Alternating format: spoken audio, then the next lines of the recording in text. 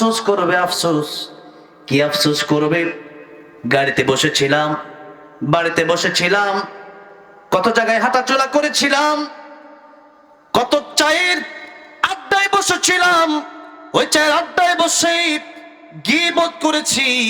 ওই সময় যদি আল্লাহর জিকির করতাম, আজকে জান্নাতের মাকাম আরো সুন্দর হয়ে যেত। এই জন্য জিকির করার দরকার আছে না নাই? জিকির করবেন, গীবত করবেন না। বিশেষ করে এই ব্যাপারটা আল্লাহর নবী রাহমাতুল লিল আলামিন বলেছেন, নারী যারা আছেন, মহিলারা আসছে তো, মহিলাদের প্যান্ডেল দেখলাম আরো বড়, আপনাদের চেয়ে বড়। মহিলারা জাহান্নামে যাবে বেশিরভাগ মহিলারা দুইটা কারণে। কয়টা কারণে? এক নাম্বার, স্বামীর বিরোধিতা করার কারণে, স্বামীর সাথে বেয়াদবি করার কারণে। আমাদের সমাজের নারী তো সবাই ভালো, স্বামীর সাথে কটু কথা বলে না তো, স্ত্রীরা বলে আছে। আবার অনেক স্বামীও আছে খালি স্ত্রীরে বকবকায়, আছে না নাই? নবীজি একদিন আম্মা জান আয়েশা সিদ্দিকা রাদিয়াল্লাহু আনহার ঘরে ঢুকলেন, দেখলেন আম্মা জান আয়েশা সিদ্দিকা রাদিয়াল্লাহু আনহা রুটি বানাচ্ছিলেন, আটা গুললেন। রুটি বানাতে বানাতে ঘুম ধরছে, একটু ঘুমায় পড়লেন, ছাগলে এসে রুটি খাওয়া শুরু করছে। নবীজি দেখলেন আয়েশা রাদিয়াল্লাহু আনহা ঘুমাচ্ছেন আম্মা জান। নবীজি নিজে রুটি বানালেন, গোস্ত পাকালেন। আয়েশা ঘুম থেকে জাগ্রত হয়ে দেখলেন নবী নিজেই রান্না করতেছে। জোরে বলেন সুবহানাল্লাহ। এই জন্যই তিনি রহমাতুল লিল আলামিন, রহমাতুল লিল আলামিন নবী কোরআনে প্রমাণ। আশিক বিনে কে বুঝিবে আমার দয়ার নবীর শান। ঠিক না বে ঠিক? বলেন একটু গাইতে রাজি আছেন তো? মাঝে মধ্যে আমার নুরুল্লাহ ভাই খুব সুন্দর গেয়েছেন, একটু গাইবেন আপনারা। রাহমাতুল লিল আলামিন নবী, রাহমাতুল লিল কোরআনে প্রমাণ। আশিক বিনে কে বুঝিবে আমার দয়ার নবীর শান। উম্মত বিনে কে বুঝিবে আমার দয়ার নবীর শান। নবী আমার মদিনারি বুলবুল,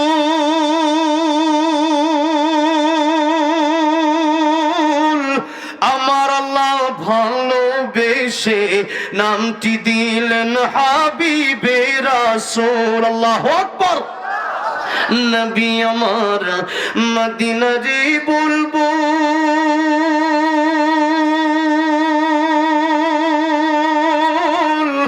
আমার আল্লাহ প্রেম করিয়া নামটি দিলেন মুহাম্মদ রাসূল। ওই নবীকে ভুল বুঝিলে, ওই নবীকে ভুল বুঝিলে থাকবে না ঈমান। আশিক বিনে কে বুঝিবে আমার দয়ার নবীর শান। উম্মত বিনে কে বুঝিবে আমার দয়ার নবীর শান। বলেন না, রাহমাতুল লিল আলামিন নবী, রাহমাতুল লিল কোরআনে প্রমাণ। আশিক বিনে কে বুঝিবে আমার দয়ার নবীর শান। উম্মত বিনে কে বুঝিবে আমার দয়ার নবীর শান। জোরে বলেন মারহাবা। আমার ভাইরা, আমার মুরব্বী বাবাজিরা, আজকে তো আদর্শ আমরা মেনেছি, নায়ক নায়িকাকে আদর্শ আমরা মেনেছি, খেলোয়াড়কে আদর্শ আমরা মেনেছি, গায়ক গায়িকাকে, কিন্তু আদর্শ তারা আমাদের হতে পারে না। আদর্শ একজন যার চরিত্রের সার্টিফিকেট আমার আল্লাহ নিজে দিয়ে বলেছেন, ওয়া ইন্নাকা লাআলা খুলুকিন আযীম। আমার নবী আমার আদর্শ, আমার নবী আমার মডেল, আমার নবীর প্রশ্ন কবরে আছে না নাই? সুতরাং জীবনকে যদি সুন্দর করতে চান, জীবনে যদি শান্তি পেতে চান, বিশ্বনবীর জীবনী পড়বেন। কি পড়বেন? বিশ্বনবীর জীবনী পড়বেন, এটা মানবেন। নবী আমার রুটি যখন বানালেন, গোশত পাকালেন, আম্মা জান আয়েশা সিদ্দিকা রাদিয়াল্লাহু আনহা বললেন, ও প্রাণের স্বামী, ইয়া রাসূলুল্লাহ, ইয়া হাবিবাল্লাহ, আপনি রাহমাতুল লিল আলামিন, আল্লাহর পরে দুনিয়ায় আপনার সম্মান। আর আপনি রুটি বানালেন, গোশত পাকালেন। নবী বলেন, আয়েশা, আমি রহমাতুল লিল আলামিন হইলে কি হইছে, আমি না তোমার স্বামী, আমিও তোমার সাথে মাঝে মধ্যে সহযোগিতা করতে চাই। চিৎকার মেরে পড়েন সুবহানাল্লাহ। কি চরিত্র শিখে গেলেন নবী। কটু কথা বলে নাই, বিয়ের সময় যৌতুক নেয় নাই, স্ত্রীকে মারে নাই, যার কারণে নবীর ঘরে ছিল শুধু শান্তি আর শান্তি। মাঝে মধ্যে একদিন, 2 দিন, 3 দিন খাবার নাই, এরপরেও শান্তি কম ছিল না বেশি ছিল? শান্তির অভাব নাই।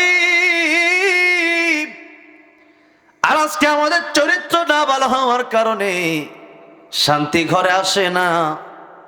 ও মুসলমান, শুধু নারীদের দোষ দিলেও হয় না, শুধু পুরুষের দোষ দিলেও হয় না। নারীদের ব্যাপারে নবী বললেন, নারীরা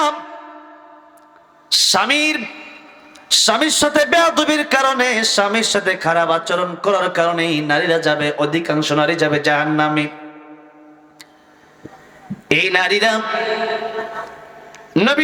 নবী স্বামী স্ত্রীর ব্যাপারে বললেন, আমি যদি আল্লাহর পরে কাউকে সেজদা করতে বলতাম, আমি বলতাম, স্ত্রীরা তোমরা তোমাদের স্বামীকে সেজদা করো। বলেন সুবহানাল্লাহ।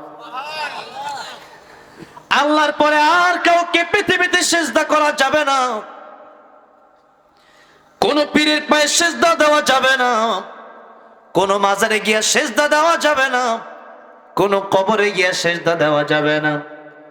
সেজদা দিতে হবে একজনকে। জবান খুলে বলেন, তিনি কি? আল্লাহ রাব্বুল আলামিন বলছেন, ইন্নাল্লাহা লা ইয়াগফিরু আন ইউশরাকা বিহি ওয়া ইয়াগফিরু মা দুনা যালিকা লিমান ইয়াশা ওয়া মান ইউশরিক বিল্লাহি ফাকাদ ইফতারা ইসমান আযীমা। আল্লাহ বলেন, এই দুনিয়াতে তোমরা গুনাহ করতে পারো, এই গুনাহ করলে কিয়ামতের কঠিন ময়দানে আমি আল্লাহর নাম রহমান, আমি আল্লাহর নাম রহিম, বিশেষ বিশেষ ওসিলা দেখে দেখে আমি আল্লাহ তোমাদের জিন্দেগির গুনাহ মাফ করে দিতে পারি। সুবহানাল্লাহ বলেন। এই দুনিয়ায় আমার আল্লাহ রাব্বুল আলামিনের যত মায়া আছে, যত ভালোবাসা আছে, যত দয়া আছে, সব দয়া থেকে এই সব দয়াকে 100 ভাগ করে 1 ভাগ দয়া দিলেন তামাম পৃথিবীর মানুষকে, তামাম পৃথিবীর সব মাখলুককে। বনের বাঘের ভিতরেও 1 ভাগ। বনের বাঘের ভিতরেও কয় ভাগ? বাঘের ভিতরে 1 ভাগ। বুঝতে হবে, বনের বাঘের ভিতরেও 1 ভাগ। এই 1 ভাগ মায়ার কারণে একটা মুরগিও তার বাচ্চাগুলার বৃষ্টির সময় আগলায় রাখে। বৃষ্টি পরে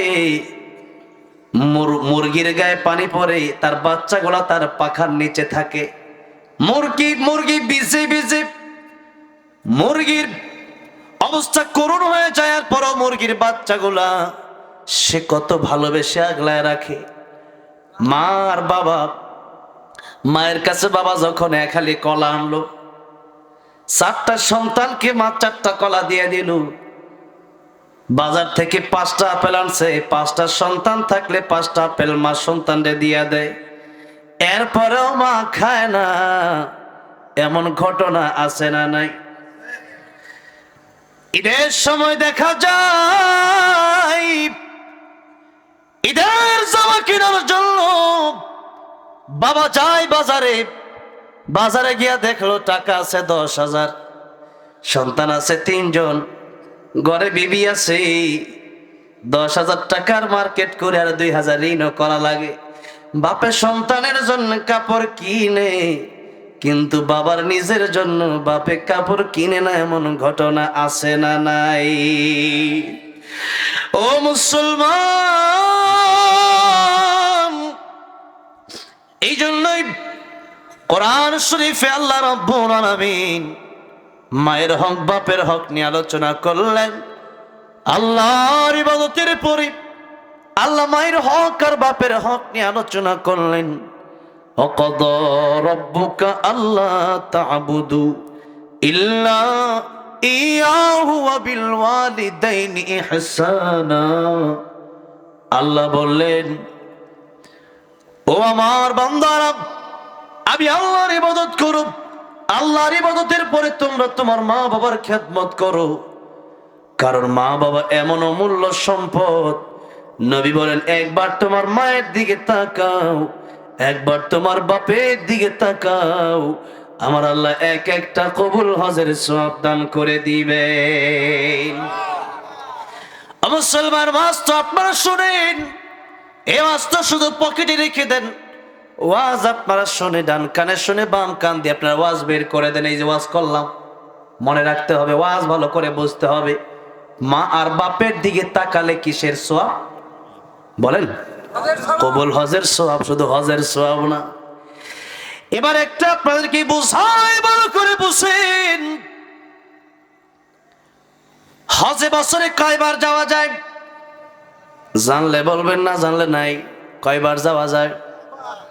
একবার। আমি এবার যাওয়ার নিয়ত করছি।